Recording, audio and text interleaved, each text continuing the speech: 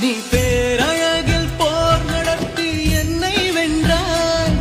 கண் பார்க்கும் போது பார்வையாலே கடத்தி சென்றாய்.